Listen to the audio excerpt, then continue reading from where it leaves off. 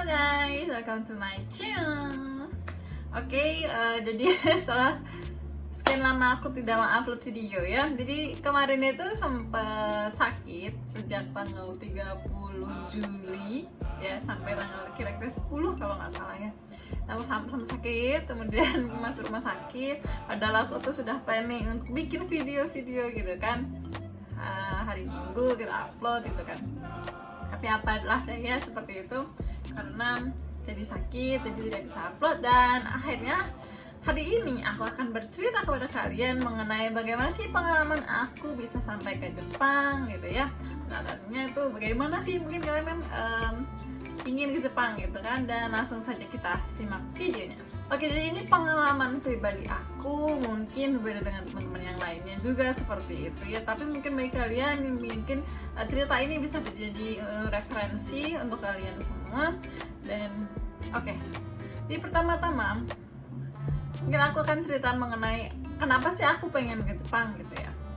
Oke, jadi dulunya itu aku lulusan Universitas Diponegoro ya, bahasa Jepang gitu kan. Belajar di sana selama kurang lebih itu mau 5 tahun ya. Karena skripsi aku itu ya bukan berarti menyalahkan ya, cuman dosennya kurang kurang punya waktu, makanya aku sampai 5 tahun gitu kan. Dan kemudian setelah aku lulus, aku bekerja di LPK di Indonesia selama kurang lebih 10 bulan ya. Aku sebut merek saja nggak apa-apa ya. Di Semarang namanya LPK UJC. Dan di situ aku memang bertemu dengan orang yang sangat baik ya, dan mereka itu punya bahasa Jepang, staffnya ya punya bahasa Jepang yang baik seperti itu. Makanya aku merasa minder seperti itu. Kenapa aku doang yang nggak bisa bahasa Jepang seperti itu? Dan akhirnya karena sudah tidak merasa tahan di situ, karena aku tidak bisa menggunakan bahasa Jepang yang baik dan benar, akhirnya aku memutuskan untuk berangkat ke Jepang gitu ya. Jadi aku itu saat itu masih pengen aja, cuman nggak tahu nih caranya gimana. Gimana nih, nggak ada duit gitu kan. Ya maklum ya, dari keluarga kurang mampu seperti itu. Sedangkan untuk ke Jepang kan kita tahu ya biayanya sampai 25 juta, 35 juta, 40 juta, pokoknya berjuta-juta, dan itu tidak sedikit gitu kan. Dan teman aku waktu kuliah yang namanya Ica, dia itu menginvite aku atau mengundang aku untuk pergi bersama dengan dia. Dan dia cerita, dananya talangan loh Ria, jadi bisa kamu ke Jepang, nanti biayanya dicicil saat kita udah di Jepang gitu kan. Wah, kesempatan emas gitu kan ya, jarang-jarang kan menemukan LPK yang seperti itu. Nah ya sudahlah kalau gitu, oke, aku mau ambil wawancaranya gitu kan. Terus akhirnya setelah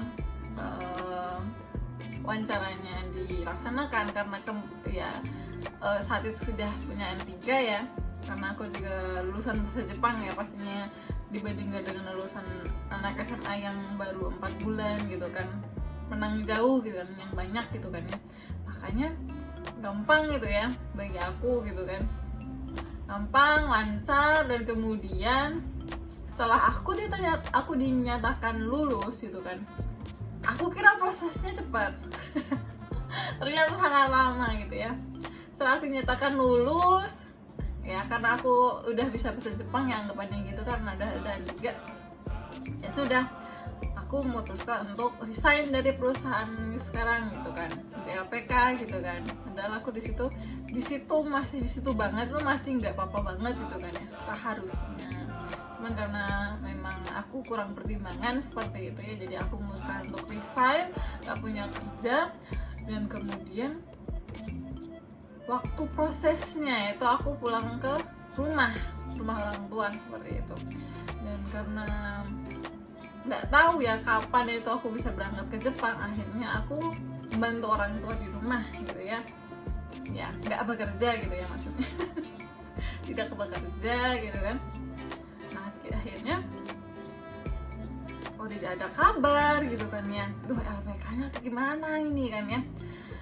Nah aku juga mau sebut merek ya, mohon maaf ya LPK yang bersangkutan, ini cuman sharing, mungkin staffnya juga sudah berbeda seperti itu ya. Di sana ada LPK Hikari Sukabumi gitu ya. Di situ karena mungkin dari pihak Kumiai-nya gitu ya, penerima di Jepangnya itu tidak siap menerima aku, makanya di cancel akhirnya gitu ya. Untungnya itu tidak ada yang namanya menahan ijazah gitu ya. Sebenarnya untuk menahan ijazah sendiri itu tidak baik, akan tetapi hal ini dilakukan oleh LPK itu supaya itu kalian tidak menjadi ilegal di Jepang gitu ya. Jadi kan banyak nih kasus orang-orang yang magang di Jepang, padahal kan magang ya, yang namanya magang itu harus wajib ya 3 tahun sampai selesai kerja di perusahaan yang sama gitu kan. Nah, karena mungkin mendengar cerita-cerita yang tidak baik tentang anak-anak magang yang dianiaya kayak, yang dikata-katain, yang dibodoh-bodohin gitu kan. Makanya untuk mencegah hal itu ya, untuk mencegah kaburnya mereka ya, karena kalau kabur ya itu akan jadi ilegal dan bisa di blacklist dari Jepang gitu, akan diusir oleh pemerintah Jepang dan akan di blacklist selama 5 tahun. Nah, untuk mencegah hal itu makanya LPK yang sudah memiliki kesadaran terhadap hal itu menahan ijazah SMA biasanya seperti itu. Dan akan dikembalikan tentu saja ketika sudah selesai magang 3 tahun seperti ya. Jadi kalian tidak perlu khawatir ya untuk misalnya ijazahnya ditahan, itu juga demi kebaikan kalian semua sebenarnya gitu. Oke, lanjut. Setelah aku di cancel gitu kan, kemudian aku melakukan wawancara sekali lagi ya secara online nya, tidak bertemu dengan perusahaan Jepangnya langsung. Jadi aku dilempar ke LPK lainnya, aku lupa nama LPK-nya, jadi aku tidak bisa sebut merek. Cuman itu dulu aku inget banget ya, untuk pemiliknya itu masih baru banget mendirikan LPK, dan beliau itu bukan orang Indonesia, beliau itu orang luar, lupa namanya Marcio gitu kan. Sebenarnya aku terbantu banget di situ karena aku wawancara di situ. Dan sekali lagi ya, dana talangan ya, dapat dana talangan, dan aku nggak perlu belajar bahasa Jepang gitu kan, tinggal wawancara udah diterima ya. Jadi kedua kalinya aku wawancara kemudian diterima, dan di situ corona.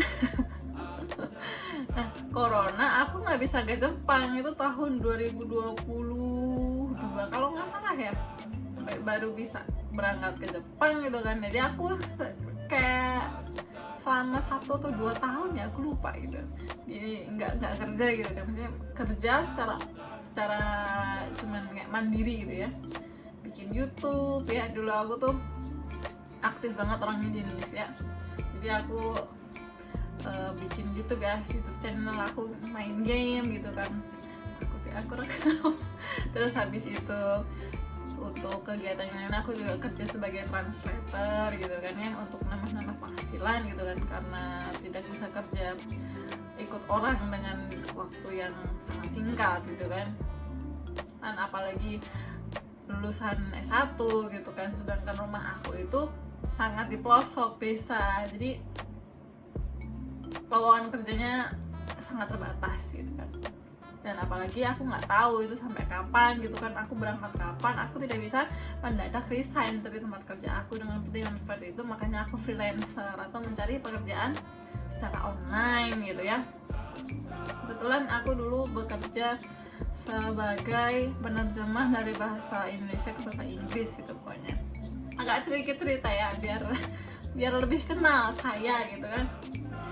Oke, kemudian setelah itu ya, setelah akhirnya tahun 2022 ya, ini 2022 bulan Januari, Maret tanggal 30 atau 30 lupa, pokoknya akhir bulan itu aku masuk ke Jepang. Nah, untuk biayanya ya, karena aku tadi ceritain 35 juta itu bayarnya di Jepang, aku benar-benar nggak bayar di Indonesia, itu nggak ada sama sekali. Hanya saja ya, kekurangannya itu di tempat aku dulu yang aku tidak ingat nama LPK-nya itu, jadi aku nggak bayar sama sekali di LPK Hikari Sukabumi ya. ya. Jadi aku enggak sama sekali bayar di situ. Aku malah bekerja di situ ya, sempat bekerja di sono gitu kan sebagai sensei yang bantu-bantu gitu kan ya, karena udah ada pengalaman kerja di LPK gitu kan. Terus aku di LPK yang baru, aku nggak bayar sama sekali, hanya saja untuk biaya kayak paspor, MCU gitu ya, medical check up, kemudian visa itu aku bayar sendiri. Jadi 35 juta itu belum termasuk sama dengan tidak termasuk dengan itu yang aku sebutkan tadi ya. Pokoknya itu urus sendiri gitu kan, urus sendiri, paspor, visa, medical check up, kemudian yang lain-lain gitu kan, terus biaya transportasi kan itu masih ada gitu kan. Tapi lumayan kan ya, itu masih bisa dihitung untung lah ya, karena aku bayarnya setelah aku berangkat di Jepang gitu kan. Nah masalahnya itu karena mungkin LPK-nya baru, jadi tidak ada kejelasan. Itu bayar 35 juta itu aku sampai apa sih gitu kan, aku nggak ngerti itu sebenarnya di awalnya gitu kan, karena aku juga tidak bertanya juga sih sebenarnya pada saat itu, karena kebanyakan ya untuk LPK itu biasanya misalnya kamu dibilang udah 30. Oke, maaf ya tadi barusan ada telepon masuk, jadi mungkin videonya agak berubah gitu ya karena gitu lah ya. Nah ini lagi ya, jadi di situ memang salah aku juga gitu kan, karena tidak memastikan bagaimana sih rincian biayanya kayak gitu kan. Ya mungkin seperti itu ya untuk kalian semua, kalau misalkan mau masuk ke Jepang itu ya, mau berangkat ke Jepang itu kalian tanya sama LPK-nya tuh biayanya tuh berapa, itu include apa aja kayak gitu ya. Memang aku dulu orangnya naif banget ya, maksudnya pemikirannya tuh ya udahlah nggak apa lah gitu kan, pasti nggak apa-apa lah gitu kan. Sekarang memang beda gitu kan, karena udah lama di Jepang gitu ya, pemikirannya udah kayak berubah gitu ya, semakin dewasa juga gitu kan, semakin berumur. Nah nanti lagi ya, jadi kemudian aku masuk ke Jepang dan ada masalah saat itu, dan masalahnya itu adalah tiket pesawatnya disuruh beli sendiri. Oh my god. Aku bayar 35 juta, nggak termasuk visa, nggak termasuk paspor, nggak termasuk medical check up, semuanya aku lakuin sendiri, dan aku harus beli tiket pesawat sendiri gitu kan katanya. Hah gitu kan, wow gitu, aku habis berapa ini gitu kan. Terus aku cek ya, karena mungkin ya, karena tadi seperti aku bilang untuk LPK-nya si Marcio itu masih baru, makanya dia nggak ngerti ya, karena kekurangan staff juga ya menurut aku bisa lihat di situ gitu kan. Makanya tidak, yang seharusnya dibeliin oleh Kumiai sana atau kaisanya sana ya, perusahaan sana yang mau nyewa saya ya, menyewa kita gitu kan, mereka biasanya bayarin. Dan aku di sini pakai visa Tokutei Gino, aku pakai JLPT sama SSW ya, SSW Kaigo. Di situ aku kerja sebagai Kaigo karena lowongannya banyak dan di situ ada dana talangan. Nah pikiran aku sih ya, yang penting ke Jepang dulu gitu kan ya, di sana nanti pasti dapat jalan lain gitu kan. Dengan pikiran seperti itu ya udah, akhirnya aku sampai ke Jepang, aku beli tiket sendiri, aku searching sendiri, dan pertama kalinya itu aku naik pesawat ya, aku cari itu satu kali jalannya transit Filipina kemudian ke Jepang ya, Haneda saat itu, dan tiketnya itu satu kali jalan 7 juta. Udahlah gitu kan, aku beli tuh, terus dikabarin sama LPK-nya itu tiketnya di cancel aja, udah dibeliin sama perusahaannya sana. 7 juta coy, kalau aku belinya tiket yang nggak bisa di refund kan ya udah 7 juta hangus. Untungnya ingatnya aku bisa refund, kemudian walaupun nggak secara langsung lumayan ya 7 juta ya, itu baliknya nanti kalau nggak salah ya teman-teman, itu 1 bulan kemudian itu baliknya gitu. Ya udah akhirnya aku berangkat ke Jepang dan aku sampai di Bandara Haneda, dan saat itu kan masih ada corona ya, makanya aku harus karantina. Di situ karantina selama kurang lebih 3 hari, dan di situ adalah hari terakhir ya. Setelah aku masuk ke Jepang itu adalah hari terakhir aku bisa masuk karantina secara gratis, diberi makan gratis ya, pokoknya semuanya gratis, dari akomodasi dari bandara sampai ke hotel, kemudian makan di hotel, kemudian tes corona, semuanya selama 3 hari aku nginep di sana itu gratis. Hari terakhir aku maksudnya hari terakhir orang asing itu gratis gitu ya. Yang setelah hari masuk ke Jepang ya, setelah hari aku jadi tanggal 1 April itu udah biaya sendiri gitu. Aku beruntung banget, aku bersyukur banget situ ya, karena aku termasuk yang gratis ya, semuanya yang tidak bayar lagi gitu kan.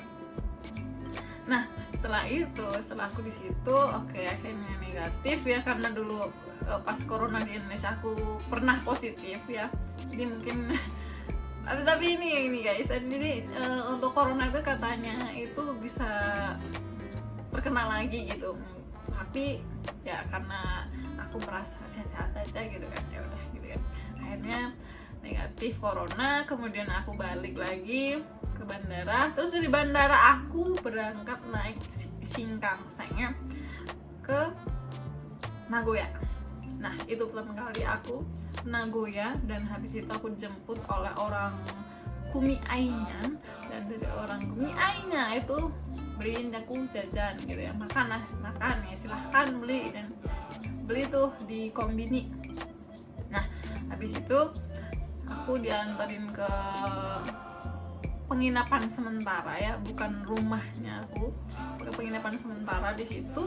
Kemudian habis itu karena aku tuh Kutegino ya, jadi aku nggak usah pergi masuk ke Senta gitu kan, nggak usah belajar bahasa Jepang lagi di Jepang gitu kan. Terus kemudian hari berikutnya kalau nggak salah berikutnya ya, pokoknya 1 atau 2 hari setelah itu aku pergi ke rumah aku, apartemen aku yang baru gitu kan. Situ aku bersama dengan 3 orang lainnya, dengan total 4 orang cewek-cewek yang aku baru pertama kali ke Jepang gitu kan. Di situ aku masuk dan aku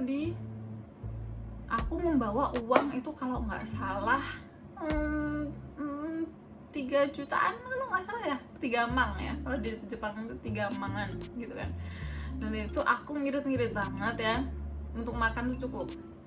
Dan karena dari rumah ya sampai ke perusahaannya itu naik sepeda atau jalan kaki itu deket banget.